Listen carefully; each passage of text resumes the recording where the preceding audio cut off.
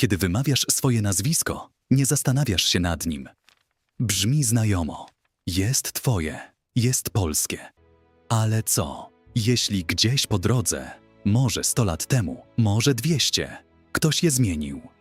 Zmienił nie z własnej woli, lecz dlatego, że pruski urzędnik zapisał je inaczej. Dlatego, że zaborcy wymuszali inne brzmienie. Dlatego, że wojenna tułaczka, cyrylica, biurokratyczne pomyłki i polityczne dekrety sprawiły, że to samo nazwisko po obu stronach tej samej rzeki brzmiało zupełnie inaczej. Albo co, jeśli ktoś z twojej rodziny sam poprosił o zmianę, bo odkrył, że jego prawdziwe imię zostało mu odebrane pokolenie wcześniej. 15 historii, 15 nazwisk i jeden wspólny temat. Tożsamość, która przetrwała, choć jej brzmienie zmieniało się przez wieki. Zanim jednak wyruszymy w tę podróż, chwila do tych, którzy nas oglądają. Większość z was siedzi przed telewizorem. I wiemy, że stamtąd subskrypcja nie jest prosta. Ale jeśli ta historia was porusza, zróbcie jedno. Udostępnijcie ten odcinek. Wyślijcie go komuś, kto nosi w domu starą fotografię z nieznanym nazwiskiem na odwrocie. Komuś, kto nigdy nie wiedział, dlaczego jego rodzina w jednym pokoleniu zmieniła brzmienie swojego imienia. Każde udostępnienie sprawia, że te opowieści docierają dalej. Jeśli możecie, subskrybujcie. To pozwoli nam docierać do kolejnych polskich historii. Dziękujemy. Polska znikała z map 3 razy. W roku 1792, 1993 i 1995 3 rozbiory, które podzieliły ją między Prusy, Rosję i Austrię. Przez 123 lata nie było polskiego państwa, polskiej armii ani polskiego prawa, ale było coś, czego zaborcy nie mogli skonfiskować ani przepisać na swoje. Było polskie nazwisko. I właśnie dlatego przez ponad 100 lat toczyła się walka o każdą sylabę, każdą literę, każdą końcówkę. Walka cicha, biurokratyczna, bezlitosna i dlatego tym bardziej dramatyczna. Zanim jednak doszło do rozbiorów, samo pojęcie stałego, dziedzicznego nazwiska dla wszystkich warstw społecznych wcale nie było oczywiste. W Polsce szlachta nosiła nazwiska od XV i XVI stulecia, wywodzone od nazw wsi, ziem, herbów lub przezwisk. Ale chłopi i mieszczanie nosili często jedno imię lub imię z przydomkiem opisującym zawód czy miejsce pochodzenia. Dopiero zaborcy, Prusy, Rosja i Austria wprowadzili prawny obowiązek posiadania stałego, dziedzicznego nazwiska dla każdego obywatela. W Austrii dekrety o nazewnictwie Żydów wydano już w roku 1787. W Prusach obowiązek prawny posiadania stałego nazwiska dla wszystkich mieszkańców ogłoszono w roku 1885. W zaborze rosyjskim regulacja przyszła najpóźniej. Nakaz Senatu z roku 1888 roku. Paradoks historii. To zaborcy stworzyli system, który miał im ułatwić kontrolę nad polskim społeczeństwem, a równocześnie sformalizował polskie nazwisko jako instytucję prawną i dziedziczną. I właśnie ten system stał się polem bitwy o tożsamość.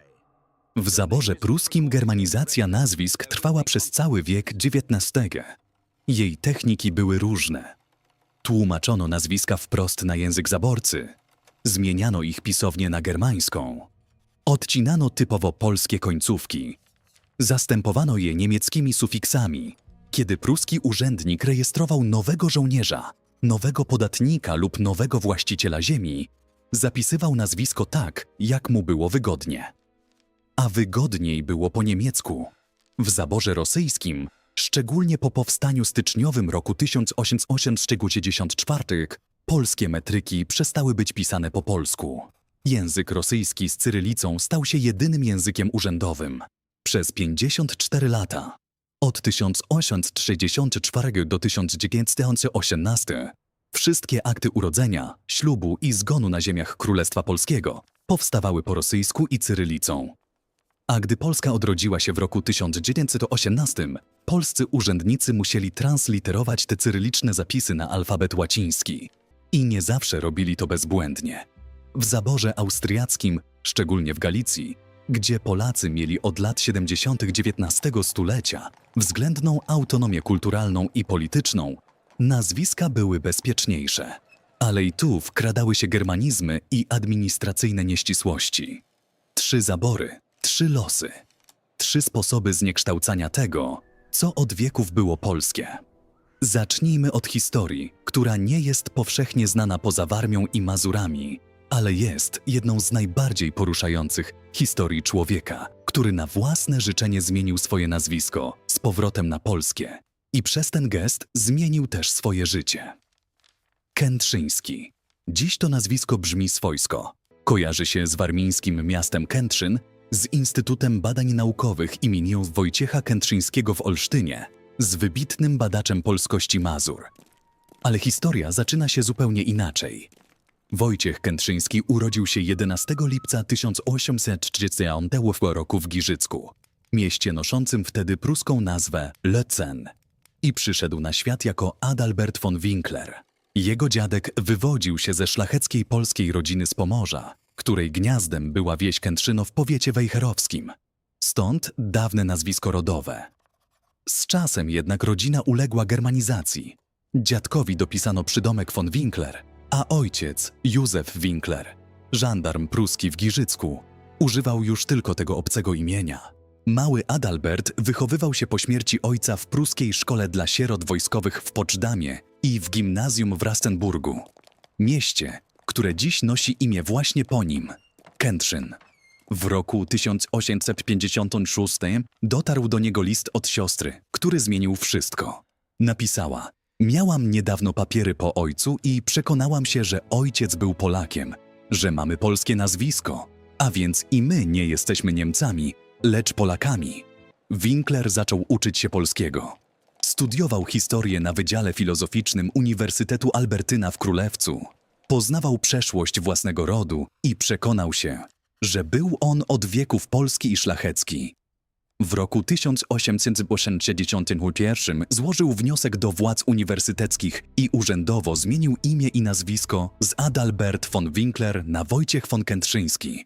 Pisał wówczas: byłem zatem Polakiem już nie tylko z przekonania, ale i z nazwiska. To zdanie stało się programem jego życia. Wspierał powstanie styczniowe, za co trafił do pruskiego więzienia. Przez ponad 40 lat kierował Zakładem Narodowym im. Ossolińskich w Lwowie, gromadząc bezcenne rękopisy i starodruki. A gdy w roku 1946 polskie władze szukały polskiej nazwy dla pruskiego Rastenburga, nadały mu imię Kętrzyn na cześć człowieka, który urodził się jako Winkler i wybrał polskość. Ale historia zmienionych nazwisk nie zawsze jest historią odwagi. Często jest historią bezsilności. Zwykłych ludzi, którzy siedzieli przed pruskim urzędnikiem i słyszeli, że od dziś ich rodzina ma inne imię. Wysocki to jedno z klasycznych polskich nazwisk. Wywodzi się od słowa wysoki lub od miejsca zwanego Wysoka, Wysocko, Wysoka Góra. Setki polskich wsi nosiły tę nazwę na Mazowszu, w Wielkopolsce, na Podlasiu.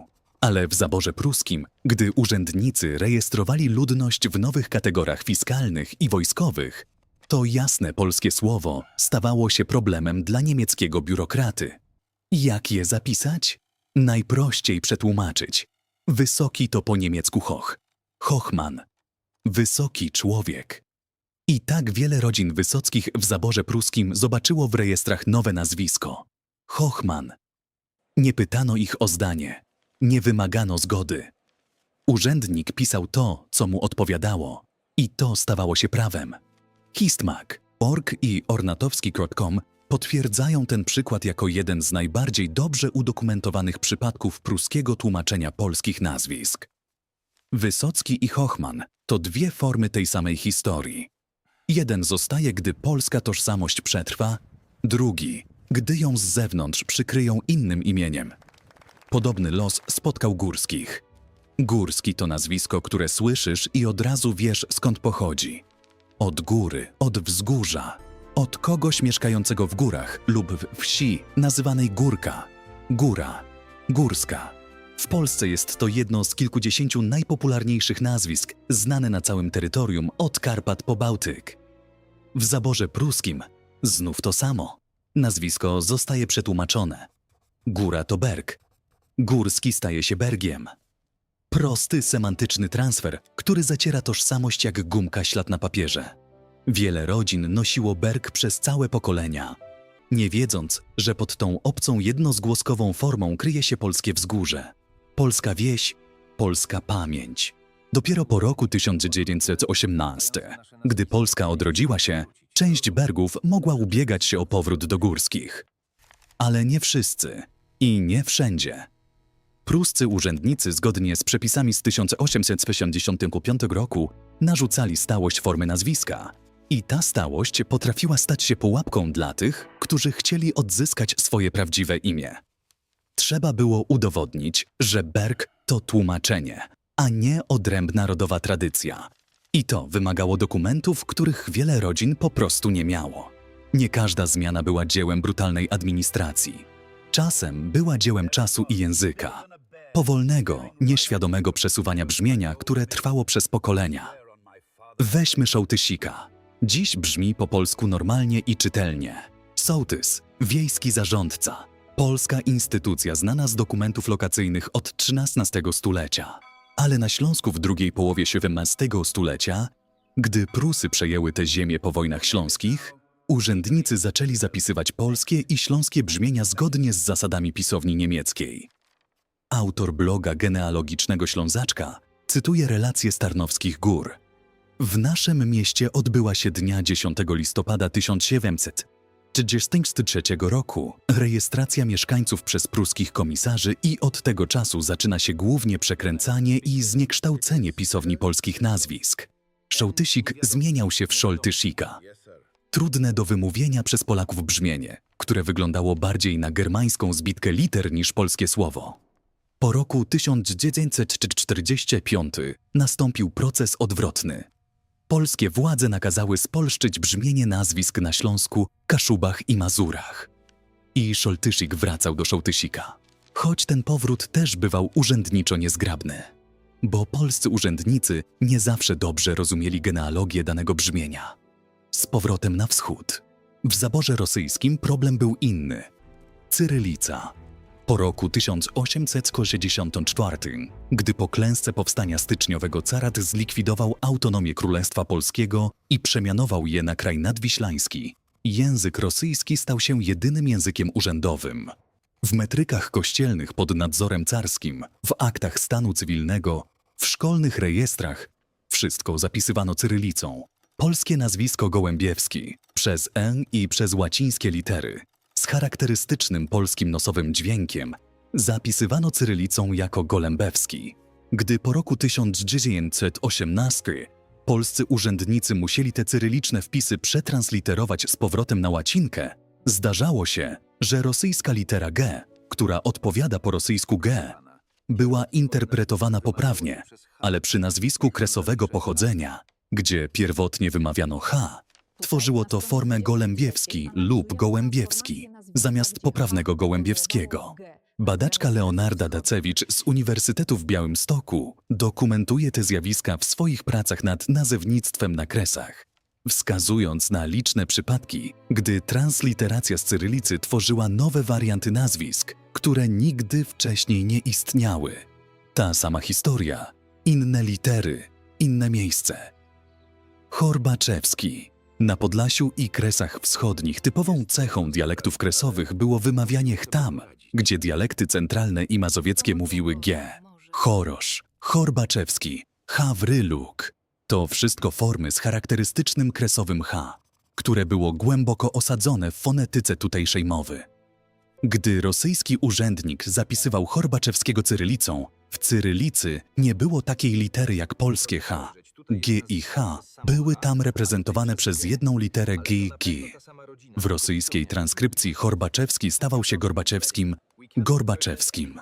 A gdy po roku 1918 to nazwisko transliterowano z cyrylicy na polskie litery, powstawał Gorbaczewski z G zamiast z pierwotnym kresowym H.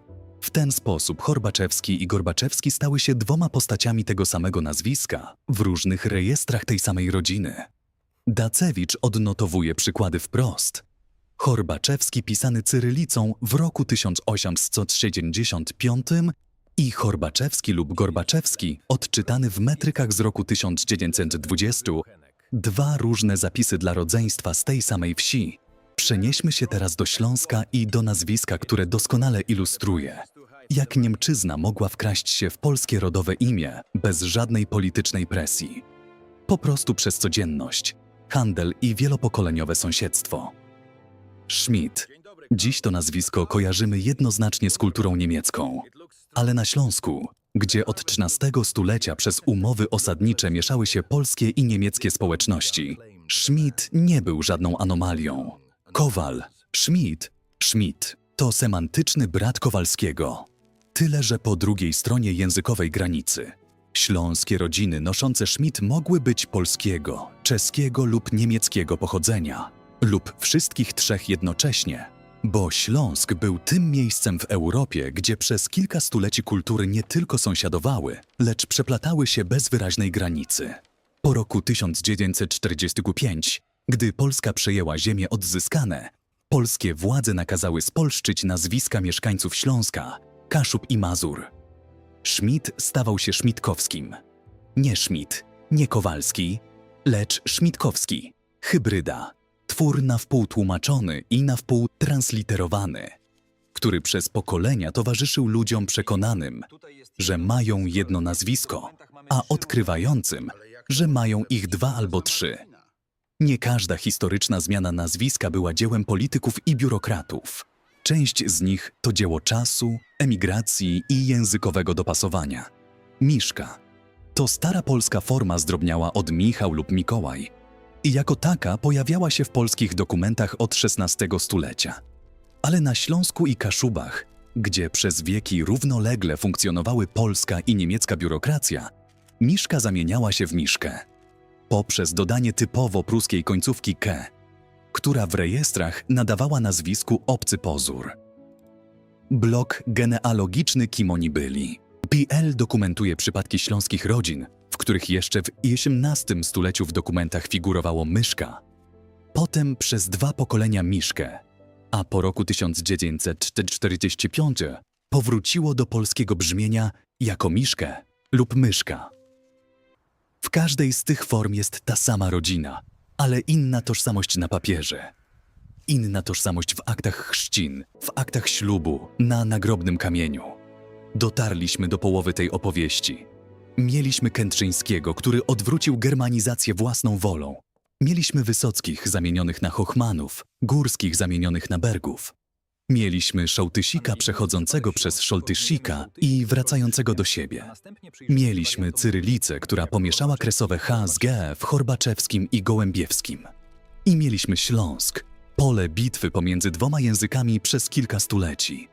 Ale jest jeszcze 6 historii i każda z nich odsłania inną warstwę tej złożonej, bolesnej, fascynującej opowieści o tym, jak polskie nazwisko traciło i odzyskiwało swój kształt.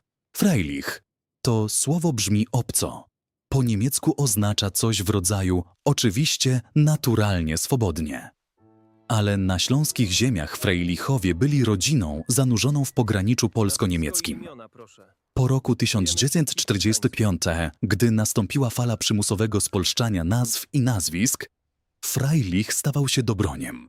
Nie Freilichem, niedosłownym tłumaczeniem, lecz Dobroniem, nowym słowem skonstruowanym przez polskich urzędników na zasadzie fonetycznego przybliżenia lub semantycznego skojarzenia z dobrym lub dobrowolnym. Ornatowski.com i Przodek.pl dokumentują ten przypadek jako jeden z wielu przykładów powojennej polonizacji, która, podobnie jak wcześniejsza germanizacja, bywała równie dowolna i równie oderwana od woli zainteresowanych. Ci, którym zmieniano nazwisko po roku 1945, niekiedy chcieli tego, bo chcieli brzmieć po polsku w Nowej Polsce, ale nie wszyscy. I nie zawsze to, co im proponowano, miało związek z ich historią. Gering, kolejne obco brzmiące śląskie nazwisko, kolejna biurokratyczna przemiana. Po roku 1945 Gering stawał się Pietrzakiem. Połączenie wydaje się przypadkowe i zapewne takie było, bo Pietrzak wywodzi się od imienia Piotr, a Gering nie ma z nim żadnego etymologicznego związku. Polska urzędnicza kreatywność przy polonizacji powojennego Śląska nie zawsze kierowała się etymologią. Liczyło się to, żeby brzmiało po polsku. Czy Pietrzak ma związek z Geringiem? Żadnego. Ale obaj dzielą jedną historię. Są dowodem na to, że nazwisko to nie jest tylko dźwiękiem, jest dokumentem. A dokumenty przepisywano w Polsce przez ponad 200 lat, z różnych stron, z różnych motywów i bez względu na to, co czuła sama rodzina. Hartmann. To nazwisko miało więcej szczęścia niż Gering. Zamiast całkowitej zamiany dostało polską końcówkę. Hartmann stawał się Hartowskim. Wystarczyło dołożyć owski, żeby brzmiało swojsko. Ten mechanizm spolszczania przez dodanie polskiego sufiksu był jednym z częstszych w powojennej Polsce i sprawiał, że przez dziesięciolecia w rejestrach stanu cywilnego widniały obok siebie Hartmann i Hartowski, Gering i Pietrzak, Schmidt i Schmidtkowski. Wszystkie dla tych samych rodzin w różnych pokoleniach. To samo ciało, inne stroje, ta sama krew, inne nazwisko na grobie. Wróblewski. To nazwisko jest dziś tak polskie, jak tylko możliwe. Od wróbla, od małego ptaka, który gniazdo wije pod dachem w każdym polskim mieście. Ale w cyrylicznych metrykach z guberni warszawskiej z drugiej połowy XIX stulecia Wróblewski zapisywano cyrylicą jako Wróblewski. I gdy w roku 1926 polscy urzędnicy transliterowali te cyryliczne wpisy, zdarzało się, że litera UU była odczytywana jako polskie, U bez zmiękczenia, tworząc Wróblewski zamiast Wróblewski. Różnica jednej litery, jednej zaokrąglonej samogłoski, a w dokumentach dwie różne rodziny. Leonarda Dacewicz dokumentuje wiele takich przypadków w swoich pracach o kresowym nazewnictwie, podkreślając, że regulacje prawne dotyczące nazewnictwa byłego zaboru rosyjskiego weszły w życie dopiero w roku 1926, a więc przez 8 lat od odzyskania niepodległości. Polska żyła bez jednolitego systemu weryfikacji, które brzmienie jest pierwotne, a które skutkiem transliteracyjnej pomyłki. Zieliński to jedno z 5 najczęstszych nazwisk w Polsce i właśnie dlatego jego historia w zaborze rosyjskim jest reprezentatywna dla milionów ludzi. Zieliński to zielony, kolor wiosny, kolor nadziei, kolor łąk i lasów. Ale w zaborze rosyjskim po roku 1863 polskie imiona i nazwiska w urzędowych dokumentach musiały mieć rosyjski zapis cyrylicą. Jan Zieliński w akcie chrztu pisanym jeszcze przed 1874 rokiem był Janem Zielińskim. W akcie metrykalnym z roku 1868 pisanym już po rosyjsku stawał się Iwanom Zelińskim. Iwanem Zelińskim z E zamiast I, bez polskiego zmiękczenia, w formie patronimicznej obcej polskiej gramatyce. Gdy jego syn po roku 1918 rejestrował się jako obywatel Polski, mógł dostać dokument na Zielińskiego lub na Zelińskiego, jeśli urzędnik czytał cyrylicę pobieżnie. Taka jest genealogiczna cena 54 lat cyrylicy. Dlatego wiele polskich rodzin odkrywa dziś w metrykach z XIX stulecia dziadka zapisanego jako Zeliński lub Zeliński i pyta genealogów, czy to przypadkiem nie ktoś inny niż Zieliński z następnego pokolenia, a to ta sama rodzina, tylko zapomniana przez alfabet. I wreszcie historia najdłuższa, bo rozciągnięta przez kilka stuleci i może najlepiej pokazująca, jak złożona jest tożsamość na pograniczu. Rabe. Nie jest to polskie nazwisko. Brzmi po niemiecku lub holendersku, oznacza kruka.